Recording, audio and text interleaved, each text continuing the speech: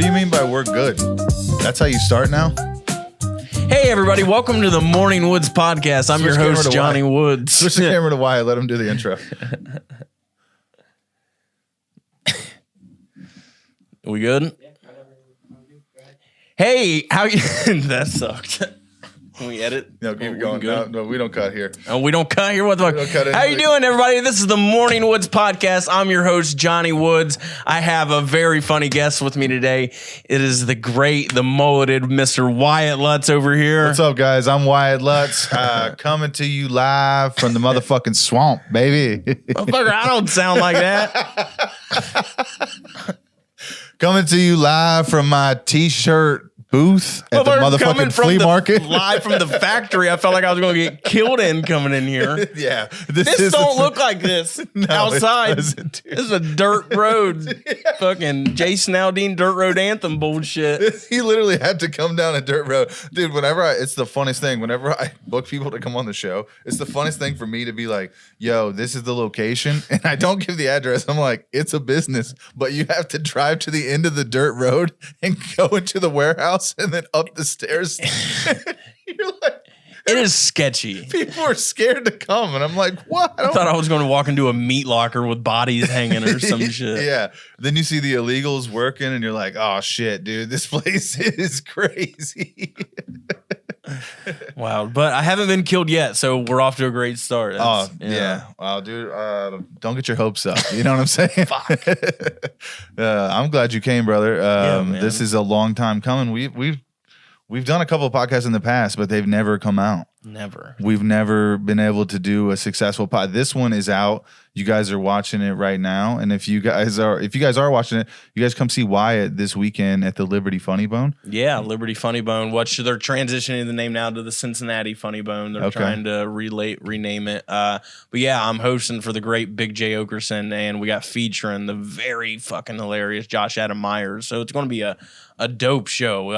This is coming out this coming week, so it's going to be Friday and Saturday. I think it's the 16th and 17th, 4 shows. So get your tickets, libertyfunnybone.com. Hell yeah. You guys get tickets for that. Make sure you check him out. But for right now, let's get to know this crazy guy right here. I've known Wyatt for a long time. I think we started kind of around the same time. Yeah, I think you were about a year before me. Something like that. A couple months before me. Couple months, something like that, within a year. And then, so we started kind of around the same time.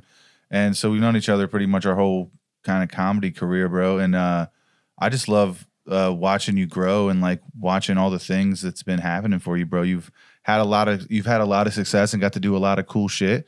And where does your motivation come from? I think is something I want to get to eventually. But first of all, let's talk about like sort of who you are, what makes you tick, how was Wyatt Lutz built, right? Like how'd you grow up? How did this character Wyatt Lutz come into existence? Let's talk about that.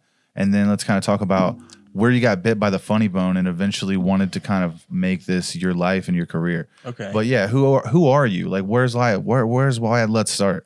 That's a good question, man. Appreciate you having me. This is a cool platform, to talk on here. But I'm just a typical country boy. I grew up, West Milton, Ohio.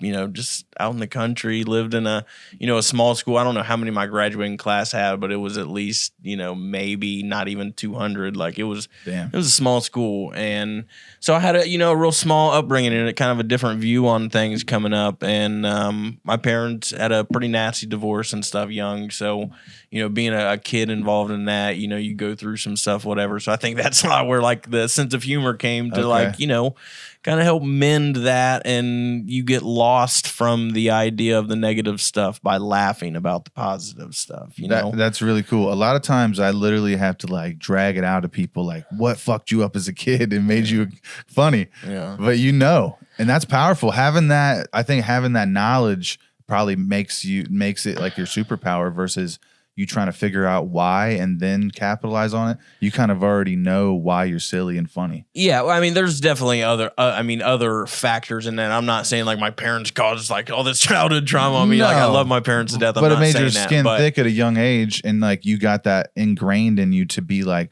oh, this is a way to like make friends and have fun. Right. And, right. It's like a good social tool. Well, I was also the fat kid all my life. Like I was always overweight and stuff, and struggled with that and like kind of like how I looked. So I used that sense of humor to develop and make people like me because I didn't think they liked me because I was fat, Yeah. And I'd get picked on occasionally, but I survived from it because I was funny, and then I didn't get picked on as much because of the sense of humor there, And it went on for, a while. I was always told I'm funny. I was considered one of the funny guys in the friend group. We always had plenty of funny guys in the friend group. It was never a competition, though. But I was always told, you should try stand-up. You should try stand-up. And I thought that was just something you heard as a funny person, blah, blah, blah. And I grew up in love with stand-up, and I didn't know it. I mean, I got introduced first to... This is a wild first, but Andrew Dice Clay with my dad at like 8 years old, 10 years old, and him doing the nursery rhymes and the lighting the cigarette behind the head and shit. It was a fucking beautiful performance. And I didn't realize it as a kid, but I knew I was in love with it. And then it came into Jim Brewer and Eddie Murphy. But the first... I'm getting goosebumps thinking about this right now. My first comedy special I fell in love with was Dane Cook Vicious Circle.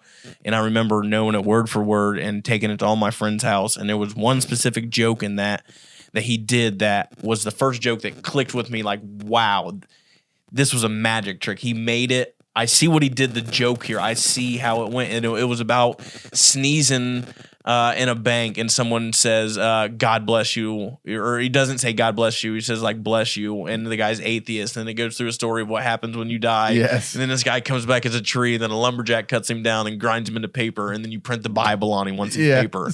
Yes. And it was just so beautiful how around the block that joke went. And it was the first time that it clicked to me like, wow, like, that is a beautifully written thing. Like, he wrote that, and it was awesome. It was a masterpiece. Exactly. Dane Cook, for his time, was he was one unreal. of the best. He's that unreal. whole special was unreal. That was amazing. And then also the Tourgasm, where I watched that. That's like definitely seeing the jokes as a younger guy, but he had an influence on me of watching him go on tour because as a young kid, I was like, that could be someone's job. Yeah. You're like traveling the country, like making people laugh. Yeah. What is this? This Yeah. is so also a big influence on me, but yeah, please go on because No, it was just I mean, we all have that that one person that kind of sparked that flame in us, and there's a lot of them to me. Obviously a common one with everybody's Chappelle Show. Chappelle Show was huge. Yeah, but like with my upbringing, like I said, small town country boy, the Blue Collar Comedy Tour was like gods to me. Like I knew all their jokes word for word and their individual specials. Larry had like Get Her Done, Ron had Tater Salad, Bill had Here's Your Sign, and Jeff Foxworthy says You Might Be a Redneck.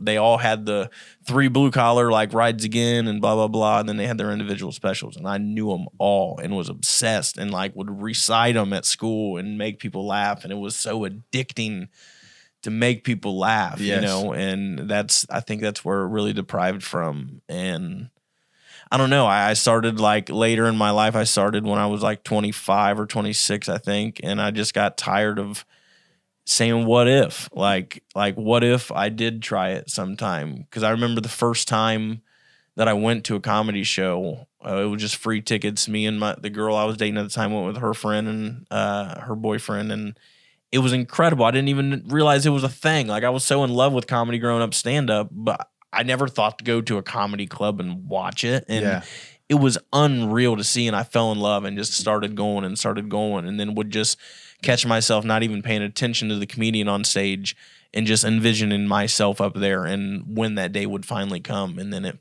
finally came, and here I am. Like it's been an incredible ride, and I'm very humbled by like everything I've been able to do and the people I've met and the connections I've made. And like, I know I'm in it for the long run. Like I've done too much personal goals and accomplished so much. There's no reason to give up anytime. Like, it's a beautiful thing to me, and it's something I'm truly in love with. Like there's not many things in life that you can say like I truly love this with all my heart. Comedy is one of them things for me, and it's been like a safe space on times when I've been in dark spots or like, heartbroken or sad about the loss of somebody, or, I lost one of my great friends and a mentor, Donnie Baker, on the way to the show, Yeah. God, that sucks. I'm sorry. It's all right, brother. No, it's okay. I understand, man. It does mean a lot to you, brother, and that's okay. You know what I'm saying? It's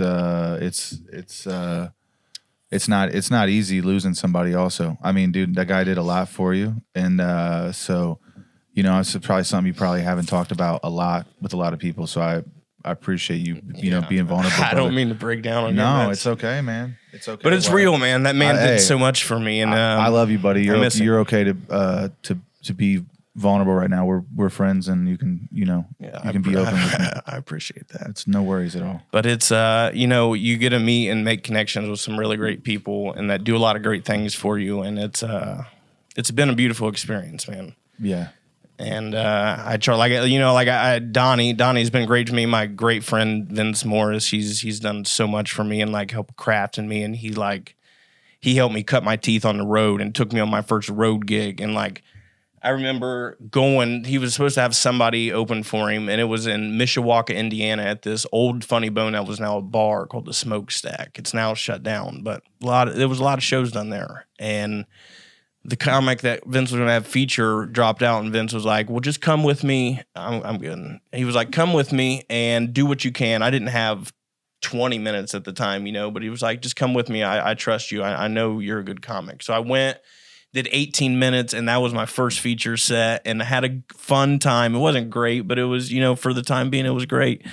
And, man, from there on, Vince started to take me on the road with him and getting to travel and go to these different states and meet these different club owners or club managers and be in front of different crowds like Tucson, Arizona and shit. I never in my life, a small town boy from West Milton, thought people in the other side of this country would relate to what I'm saying and laugh and come up and buy my merch and buy the stuff that I designed myself and I had made into t-shirts and I'm selling to support me. It makes it real. It's such a cool thing, man. This business is amazing, and it's a lot of what you put in it.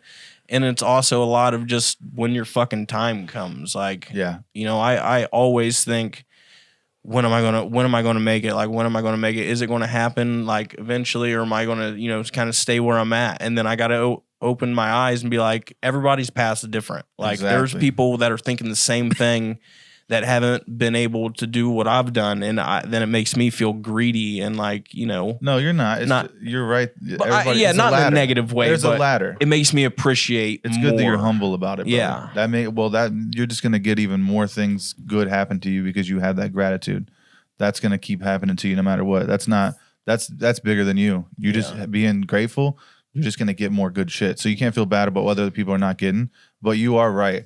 I mean, everybody is in a boat where somebody would kill to be in their shoes. Right. Even people lower than you. Somebody else is coming up and they're like, I want to headline that spot. I want to do that or make that or whatever. That's part of this business. Yeah. It's you don't ever feel bad because you're fucking sweet. Yeah. Well, I mean, like, I have plenty of friends, you know, that are way above me that I envy the fuck out of, and I wouldn't call it jealous because I'm happy for them. Like, it's more of a damn, like, I hope I get to do that sometime. It's like, social proof. They are killing it right now. I mean, shout him out, Zach Townsend. Like, that dude is murdering it right now. He's one of the funniest people I've ever seen. He is killing the game. His social media game is on point. His reels and content that he makes is just stellar, and it makes me feel like a piece of shit comedian because of, like, I don't have that brain to do all the shit that he's doing to get his name. He deserves everything that he's getting right now because the work ethic that dude has and like and the content that he puts out is unlike anybody else I know that like is in. He hosted for me and Donnie Baker and Zanies, you know, like. You know, now he's fucking headlining. He's headlining Go Bananas. He's headlining Zanies. And he's touring with Santino. Yeah, and Steve-O. I met him last year, and he's dope. Honestly, one of the, like I said, he's a humble dude too. He's one of those dudes that's like not only really a hard worker, but actually very funny stand up. Mm-hmm. Right? You pay to see him, you're gonna fucking get your money's worth. Yeah, he's very good, and I think once people, it's gonna be one of those guys where in a matter of years, you're gonna just see him start popping up on Netflix, popping up in big movies, doing shit like that. Yeah, give it a little bit of time. He's one of those guys for sure. I absolutely agree. Hey, let's circle back a little bit because it's funny to me because I know I know something silly about you that maybe not everybody knows, because you said the very first time you ever watched stand-up, it was Dice Clay. Yeah. And then, okay. And then you personally are blocked by Dice Clay on Instagram. Probably one of only a couple of people, right? How many people does this guy probably not want to talk to? Could you tell me a little bit more about your beef with Andrew Dice Clay? Because I want Dice Clay he might reply to this. He can easily see this. He watches stuff if you tag him. Fucking unblock me, dude. Please unblock him, dude. All right, Wyatt, tell us about Wyatt. Tell us about why Dice Clay is a dick to you.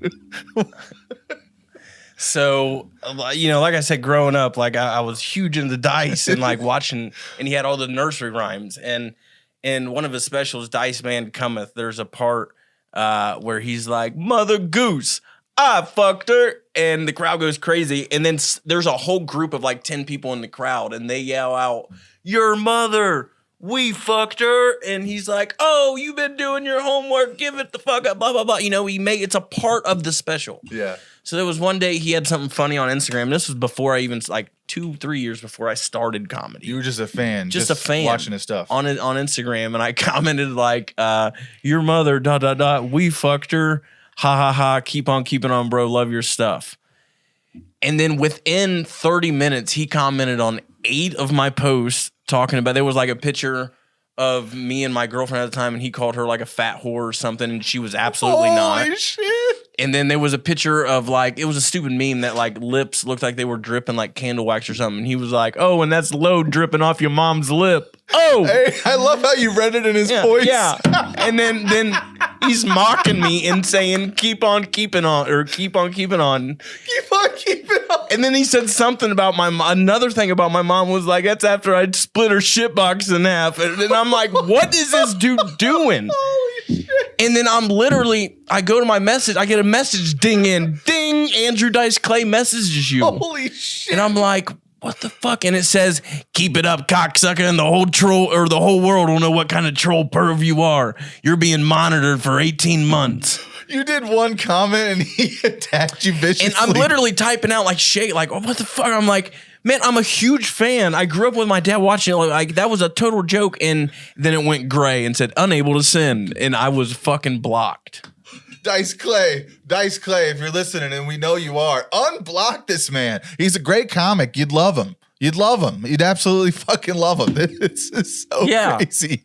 This is so crazy, bro. He basically fucking gaslit you. So I think if I was ever, like, this is just crazy scenario. If I was ever get on Kill Tony and he was just so happened to be the guest or something somehow. That would be incredible.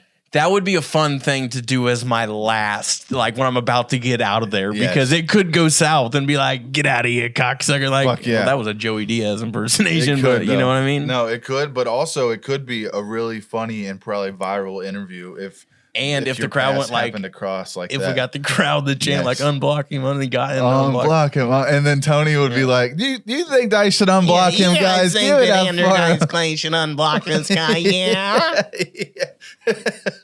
Absolutely incredible. Yeah. And Red Band just plays "When the Thunder Rolls." Yeah. That's probably what, when you're up there. It'll be like that's your catchphrase. Yeah. When the thunder rolls. All right, dude, that's fun. I hope Dice Clay unblocks you because that's not fair. Cool. You know, he should be watching you. He monitored you for only 18 months. If you would have started comedy within those 18 months, maybe. Yeah, what the fuck? Maybe I could have made it faster. To say that you're being monitored is like just outlandish. I still got the screenshots too, man.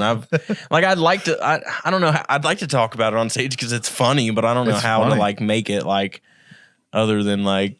This guy has me blocked. Well, I think you just need to figure out, what's something about him maybe that's also silly and ironic toward what he did to you, or something that he said in a joke, something famously relatable. You just need a comparison, and then spoof it up a little bit. Maybe throw some left turns. Yeah, throw some left turns. But maybe when you're telling the story, maybe talk about how you felt. I I felt like, the fucking last Boy Scout at his grandma's funeral. I don't know. That's not funny, obviously, but right. It's just find some stuff in there. You just got to write it out and think about it and talk to some other comics, do it on stage a bunch and try to hash it out. There's something funny in there because I think so too. Yeah. It's just a real ass story that's engaging already. Yeah. I'll show you proof. That's what I'm saying. It's so funny. There. I've always thought because you told me that years ago, I think when you've kind of first started comedy. Mm-hmm. So I've known that for a really long time about you, and I've always thought it was silly because you seemed genuinely upset when you told me. You were like, I'm a fucking huge fan. That's what I'm saying, and now you can't watch his stupid, hey, let me take the picture. Yeah. You want the picture? You're the one who wants the picture. You got to get a burner account just to watch him take the picture. When I was hosting for a tell in Columbus, the first night, Thursday night, there was some drunk ass dude, and he said that 50 times while we're doing a meet and greet and shit. And Dave's just trying to be nice and take pictures with people, and the guy keeps coming up and bumping him. Hey, you want the picture? You want to take the picture? And then finally, after 15, Dave was like, "No, I don't want the picture. Yeah. Get away." Yeah. And then he just stood off to the side and kept saying it to where we had to tell the manager, get this dude the fuck out of here. Get him gone. And then Alex Bryce had to bump some dude out of the club because this dude was being drunk and ignorant. And yeah, he doubles as a bouncer everywhere he goes. Yeah. That's a big man. Yeah, he's a great dude too. He's funny, man. Yeah. He's got some bits he's been doing and adding some shit to him, and he's a funny cat. Check him out. He's a great writer. Yeah. Alex Bryce. Yeah. Indie cat. Yeah. Yeah. Another one of those guys where you're in a couple of years, he's gonna be one of those. You know what I mean? Yeah. One of those big guys. Very funny. No, he is a big guy. Well, he's huge. He can't get much bigger. Yeah, he is a very tall guy. Yeah. Yeah. He towers over me. Yeah. Right? Because most people I meet, I'm about 6'5". Most people I meet, I'm kind of taller, but Alex is substantially taller than me. Yeah. Yeah. Yeah. Giant. Nephilim, as they call him. He's a big boy. Yeah. What do you think about I hate to be on the bad side of him mad. What do you think about aliens and stuff, Wyatt? What about the Nephilim and all that stuff? Where's your mind? Where's your mind live?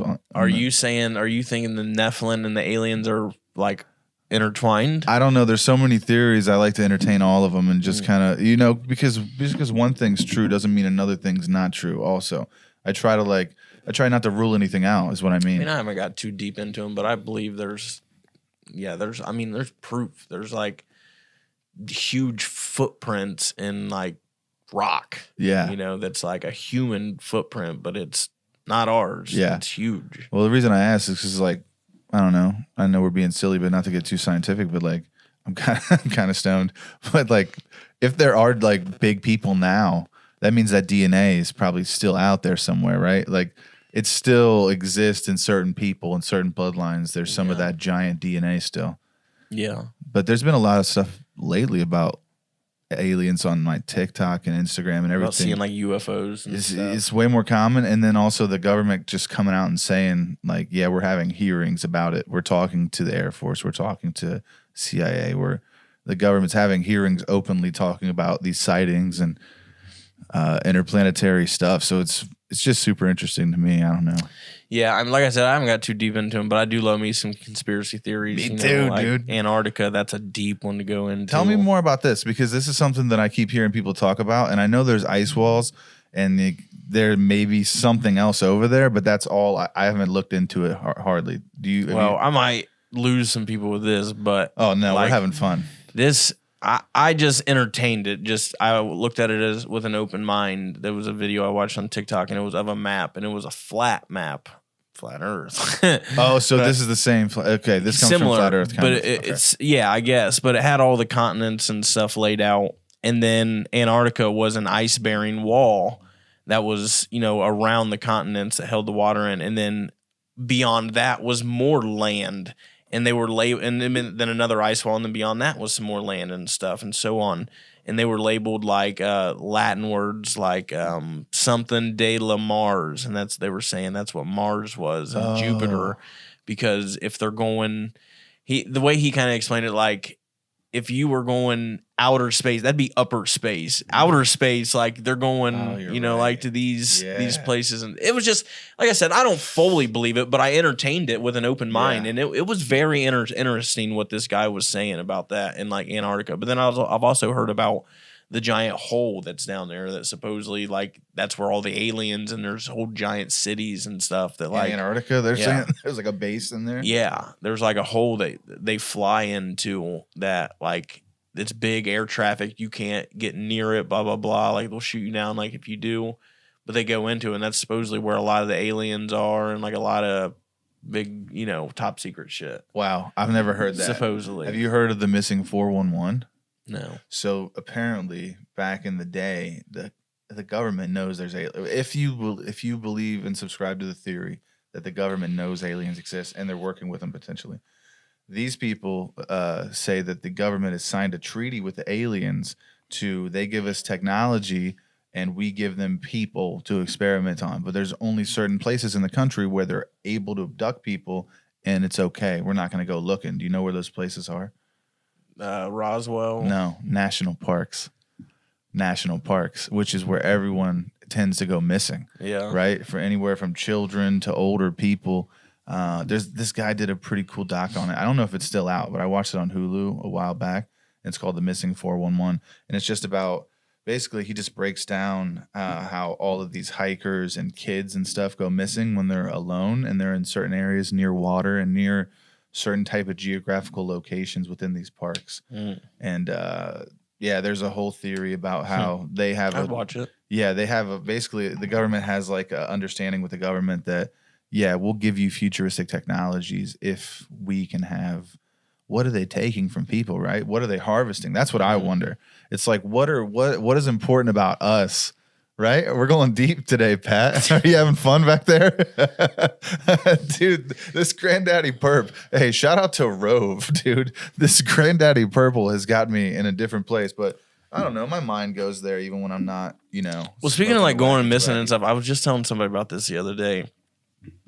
I remember as a kid, like being like 5 or 6 years old, probably at a Meijer grocery store, and how they used to have it set up like, the conveyor belt, you put your food on, you get rung up and shit, and then you would pay at the register, and then it was the long line of rollers that would roll down, and you'd get your stuff bagged and stuff at the end. Well, I was with, I believe, my grandma there, and she was paying and stuff, and I was standing down by the food, just a little kid, and I remember making eye contact with somebody that was walking, and it was an adult. I don't remember specifically like details, but I remember making specific eye contact with them, and they kept walking towards me and towards me and towards me, and then lunged at me to grab me. Like, and luckily I was paying attention and stepped back and like came to my grandma. Like I was able to step a foot away from this dude to where he just nonchalantly walked by like after he missed grabbing me. Damn. But like I was so close to being trafficked as a kid. Like I specifically remember that. Yeah, bro, that's the reality of it. A lot of people think that people just snatch kids and then they just kill them and throw them in a river. It's actually, there's a whole industry and organization of people who traffic children. Have you ever heard of the Johnny Gosh story? The Johnny Gosh. So this is in Colorado in the 80s. All right, this kid is the reason that we had the pictures on the milk cartons, because his mom actually passed legislation a few years later because she was like fighting for people to find who took her kid.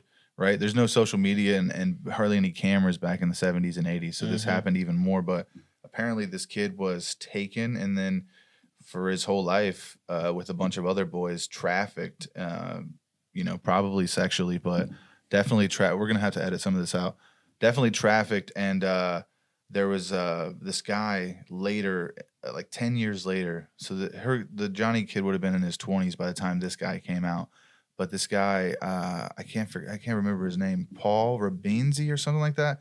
He goes to prison for some other shit with some kids that he did, and this is like a 30-something-year-old man, and he essentially says, "Hey, if you guys can drop my time or something like that, I can tell you about this thing that I was doing for like 20 years." And he was saying that he was a teenager kid who would help these other guys, older guys, abduct kids. Because if there's a kid with you, you're going to feel more comfortable and shit. And, yeah, like told him about this house in Colorado that they went to, and then saw like this. They found like a hidden fucking dungeon, like a cellar under this house where there was all kinds of kids like writing their names on the walls and shit.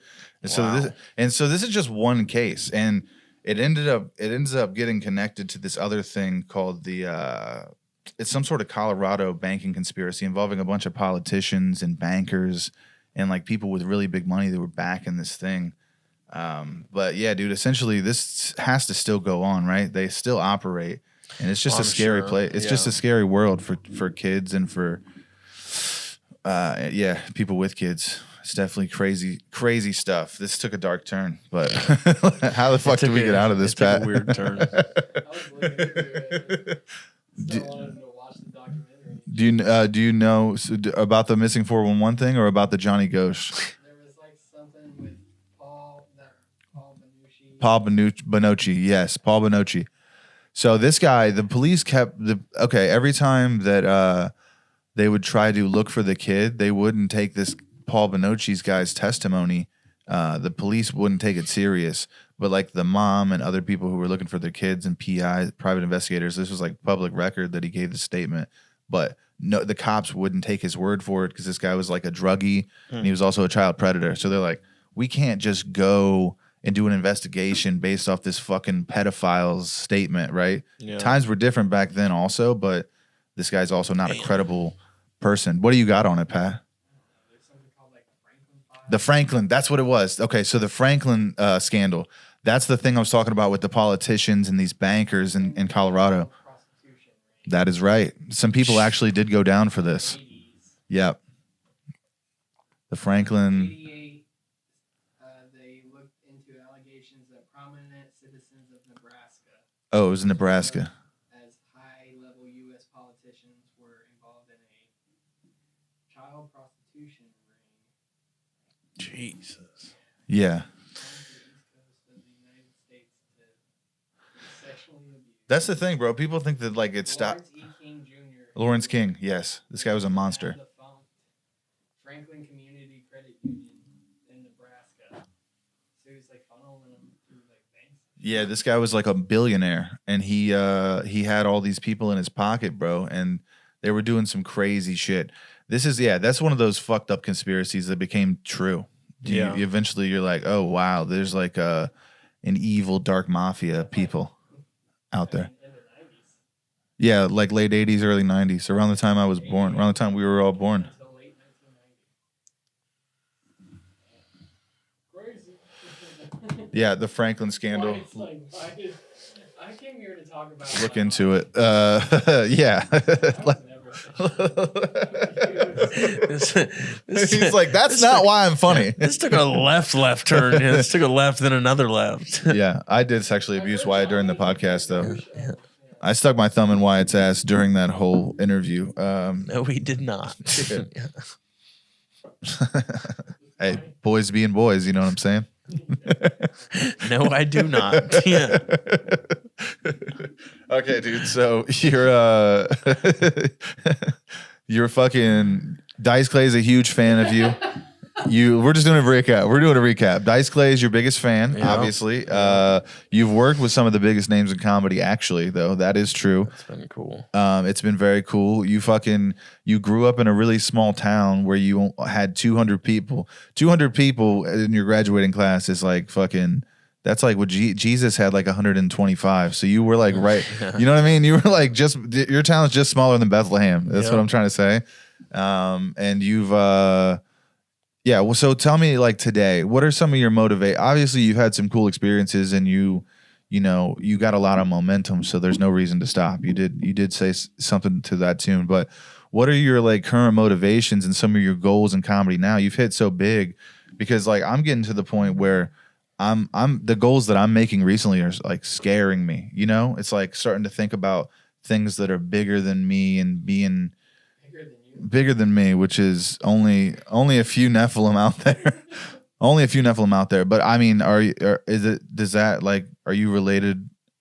Can you relate to that in a way where like your new goals and your new dreams are starting to like kind of scare you? And then what are some of the things that you want to do moving forward in stand up? I mean, you know, it sounds bad, but I've been lazy and haven't like necessarily. I need to sit down and write out like what I want to accomplish and like, you know, do, because I've just kind of just let myself, not in an autopilot, but I've just kind of just accepted what has been coming. And I reach out to clubs and stuff and trying to get booked. But a lot of, a lot of stuff I rely on, a lot of my connections of networking with these people when I get booked with them and stuff. So I don't really see, like, I'm not saying like in the next 3 years I need to be headlining this club or this club or this club. Like, man, I'm fucking content with enjoying the ride and just letting the shit come as it comes and just and seeing how it pans out for me. Because I think if you focus on something like that, then you're going to miss a lot of the ride getting there, and because your mind's elsewhere. Because like I went through a while of, the feeling of not necessarily guilt but more of like, why is this happening to me? Like, what did I do to deserve this? Like getting all this work and these great opportunities. Because there's a lot of great people out there, and I just try my best to be myself when I'm around these people, and it's worked out so far so great. So that's been one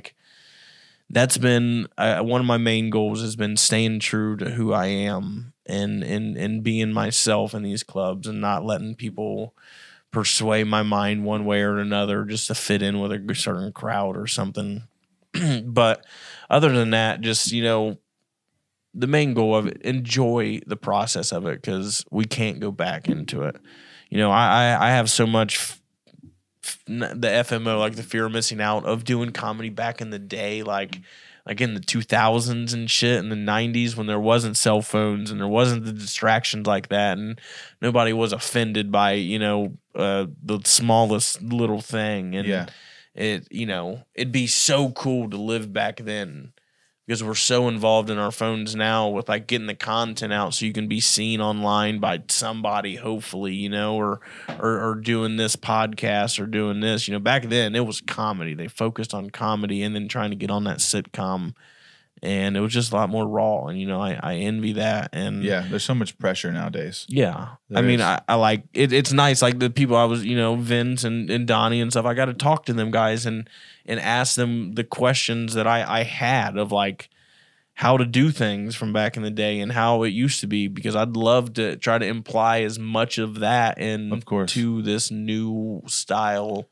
that I can do and see, You definitely want to bring it with you, obviously, but there's only so much, even at the level those guys were at, there's only so much they can give to you. Yeah. To where you're in a different industry now, because things have changed with the digital media so much that, obviously you have a lot of questions still, right? There's some you gotta keep moving up the ladder and figuring out how did this guy get here? How is this going on? Because like we were talking about earlier, it's like that social proof. Like seeing good stuff happen for my friends is just social proof that it's possible. Yeah. It's great. You know what I mean? So you seeing other guys doing things that you want to do, it's just social proof that you can be in those shoes. So. Yeah, and it should be motivation versus, a jealousy thing. And that's what...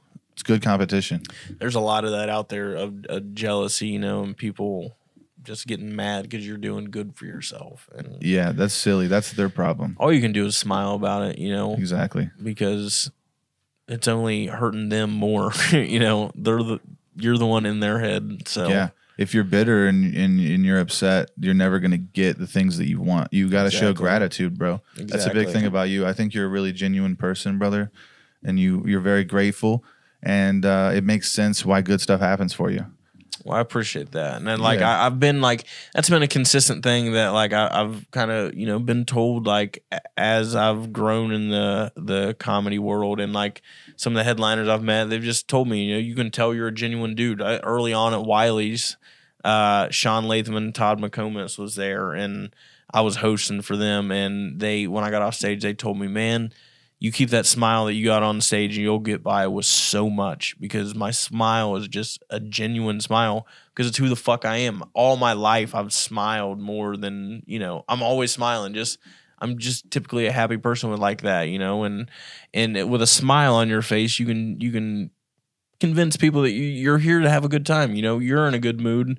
You be in a good mood. Let's be in a good mood. You know, and that was a great compliment. You know, like I said, you know, you take them things from them comics and you use it as much as you can. And not all the advice you're going to get from these guys is going to work. You know, it's not going to adapt, just like what you were just saying.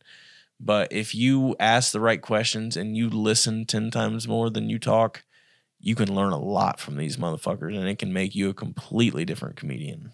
That's amazing, and brother. I mean, if you put it to work, it works. I think everybody who's listening to this is learning a lot right now from you, and I appreciate you coming here and talking with me today, dude. It means a lot, and you're the fucking man, Wyatt. Thank you, brother. It was a lot of fun, dude. Love you, buddy. Yeah, love you too, bud. All right, Patty, thanks for being here, fam. See ya, Pat. Bye-bye, buddies.